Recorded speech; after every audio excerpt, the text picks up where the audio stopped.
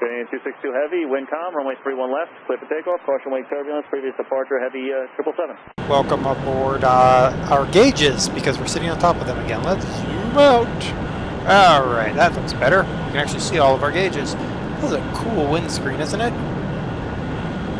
And a lot of dials and switches and buttons, and I'm actually in my seat, apparently. Well, there's even dials and buttons over there. Wow. Alright, so what are we in? Well, you know because you read the title. We are in our Handley page, Victor bomber. That's a really neat looking aircraft. This is the third and final V bomber that was used as part of the British nuclear deterrent. They were eventually replaced by the submarine nuclear deterrent. So, yeah, we already did the Avro Vulcan. This is the Victor, and the other was the Valiant. I think that's right. Yeah, I'm pretty sure that's right. Yes, it was right. I just had to find the spot on my notes. The original spec for this aircraft, originally how it was supposed to be built, the Royal Air Force asked for a bomber capable of carrying 10,000 pounds of bombs, flying 2,300 miles at 50,000 feet at 575 miles per hour. Now, the various aircraft groups in Britain submitted their proposal, and it was quickly realized that that was way too much. It was going to cost so much money, the British government was only going to be able to buy a few, and it wasn't economical for the airframe manufacturers. So they modified the spec, changing it from a long-range bomber to a medium-range bomber, which is how she is today, or in here. That was 10,000 pounds of bombs, flying 1,725 miles at 45 to 50,000 feet at 575 miles an hour. So the speed didn't change, the altitude didn't change, the cargo didn't change, but we shortened it by almost 600 miles, and that makes a world of difference to this aircraft. Now, one interesting thing about the aircraft, let me get an up view, up there. One interesting thing about this aircraft is, okay, whatever, there. The sweep and chord of the aircraft change in 3 distinct areas.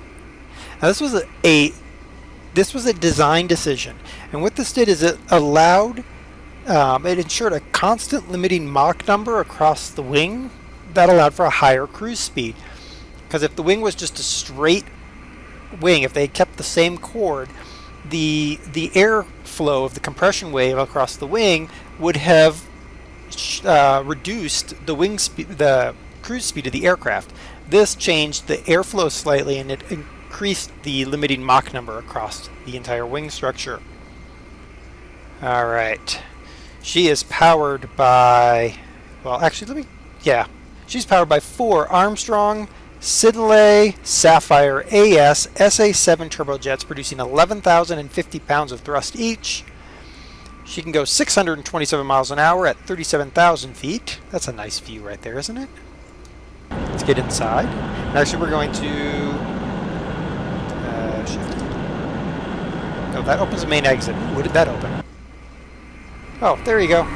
Side door. No, that's not what I really wanted to do. I want to do that. I think that should light the fires. Did I press the button? Is anything happening?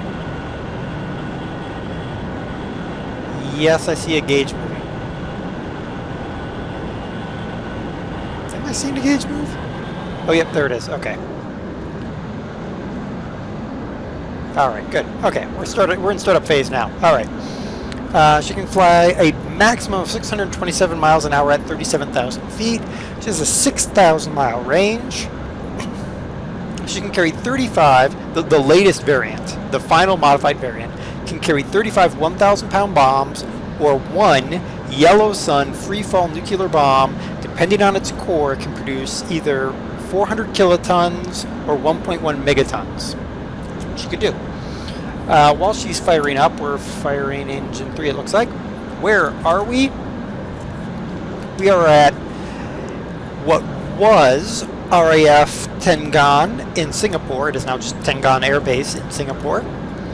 where these aircraft were deployed in 1964-1965 as a deterrent during the Borneo conflict. Isn't that cool? Things that I find for you guys. Alright, let's get some flap. Flap? Anywhere? Anyone? Okay, there they are. It looks like an extremely short... Oh! Look at that. Oh, look at the smoke coming out. We're starting up engine 4. It looks like as we deploy flap, look at that, it drops the engine casing. Oh, that's kind of cool. Alright, I think we got all 4 engines up. We have some flaps out. We got all of our wing actions. We're buttoned up, ready to roll. Let's check stability of our various engines. Engines all look stable. Take off our parking brake. Are we ready? Ooh, let's see if we have air brakes. We do. Look at that. Rear-mounted air brakes. Just like that the BAE 146. Look at that. Whee! That's nice. Alright, let's get back inside. Here we go. Everyone ready? Let's push it to the firewall. Where's my throttle quadrant anyway? Oh, there it is. Boom! To the firewall. Here we go.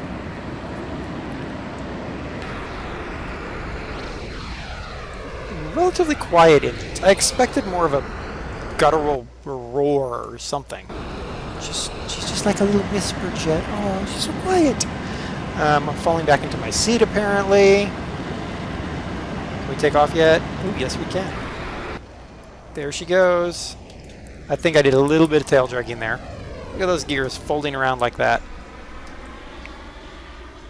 Away we go. Oh, look at the smoke trails, too. Oh, that looks nice.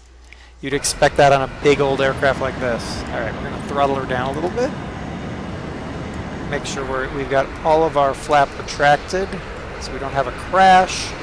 Because you really wouldn't want to crash. Well, unless you were the pilots. Thing is, only the pilots had ejection seats.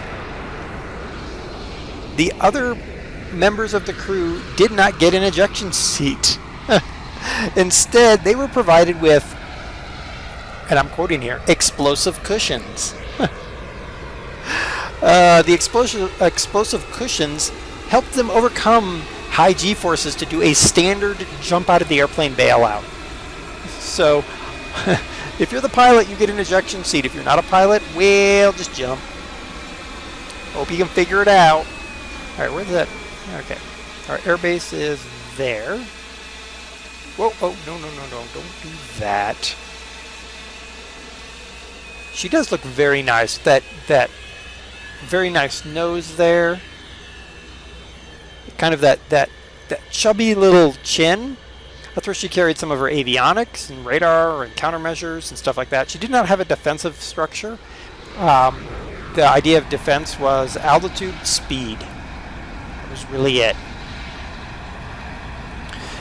So this aircraft started out, of course, as a bomber because, well, it's a bomber. But when the Valiant fleet of reconnaissance and tankers had to be withdrawn because they were starting to show wind fatigue problems, several Victors were modified to fill that role. So there was some reconnaissance and some fueling Victors. And if you remember during my video on the Vulcan, I pointed out that some Victor tankers, a bunch of Victor tankers, helped get the Vulcans to down to deal with during the Falkland campaign. Sorry, I'm completely spacing here. I have stuff written down and I'm spacing. So yeah, it was a very we're gonna try to land at Chennai there. Hopefully there's no air traffic. Anyway, all right, let's slow down. Let's check out our buttons. So shift 1. What did that do? Shift 1 didn't do diddly. Okay, well, whatever. Shift 2 gets me autopilot. That's important. Shift 3 gets me my radio stack. Shift 4 gets me my GPS. Oh, good. We're kind of going into the Chennai's approach. Shift 5, that's the end of it. So Shift 1 is supposed to get me my main panel, but it does not. It lies. Speaks lies. We're going down pretty quick. All right, let's deploy some air brakes. Oof! Wow, I like that when it. Look at how it like changes. You can see how it really affects the aircraft when you slam those air brakes. That's really nice. I like that.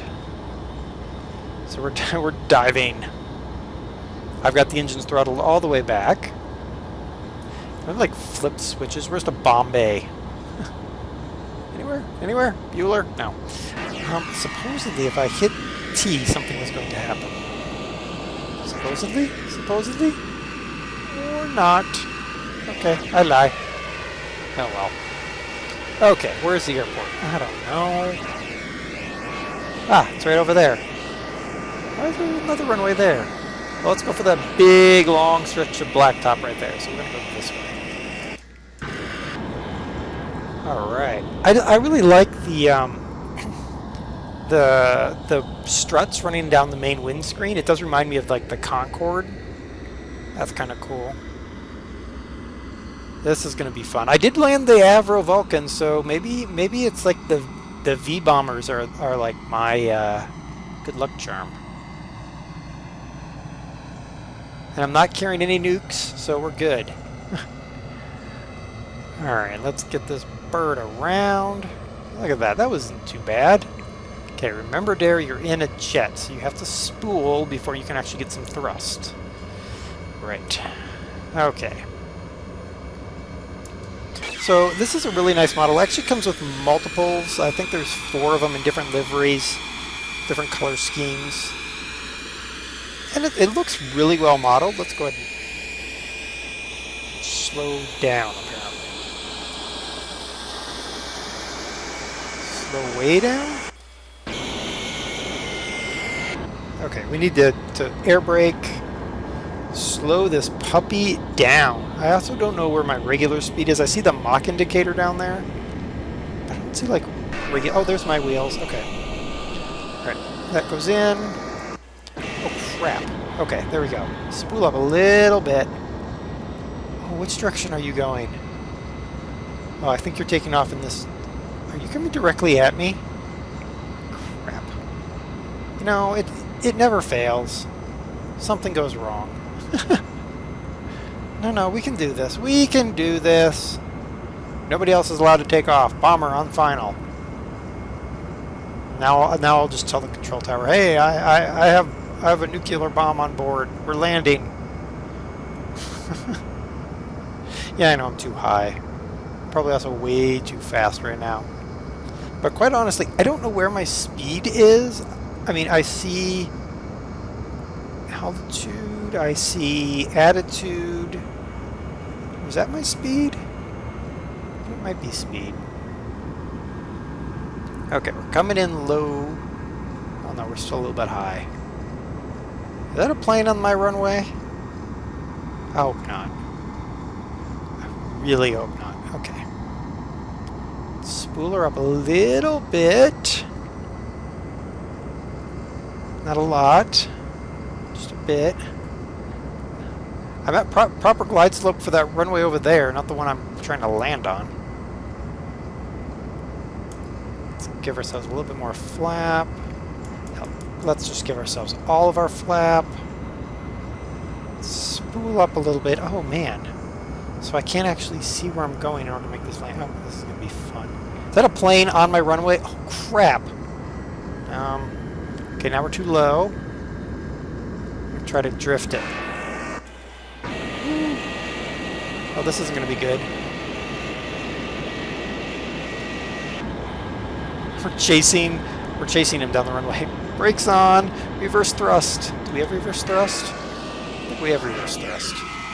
I wouldn't actually expect reverse thrust. Well, that was a perfect landing, right as that plane was taking off. Yeah, remember the last time when I had the whole Lucia IL-62M problem where I landed the wrong way? Yeah. It's kind of a repeat of that, just in a different vein.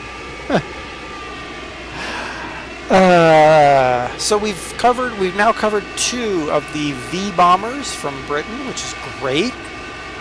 The Valiant is is proving to be a little bit more difficult. I am still looking for a good one. I found one, and it turned out to be as bad as some of the B-17s I found. That were just rubbish. Oop, don't throttle all the way up, Dare. That's a stupid idea. Alright, we're going to stop right here. Stop. Ooch. Parking brakes on. Yeah. And we'll just open up our side bracer. So there we go. This is the Handley Page Victor bomber. It was a nuclear deterrent bomber, one of the 3 V bombers for the United Kingdom. It's a really nice model. I like it. It comes with a bunch of extras. It flies really easy. I landed it without, I violated all kinds of rules by the way I landed, but it wasn't like I scrambled at the last second to try to line the aircraft up or whatever. My scrambling was mainly because a 737 was taking off in front of me. Yeah, so the link is down below for this plane. It's a really nice plane. I do like it. So if you're looking for a V bomber, here you go. Here's one of the V bombers. Until next time, it's been Captain DerTebbers. I landed and took off with a big bomber. Hey, it's another V. I landed both the V bombers that I've done. Yeah. Until next time. Bye. Clear for takeoff, 31 left, joining in 26.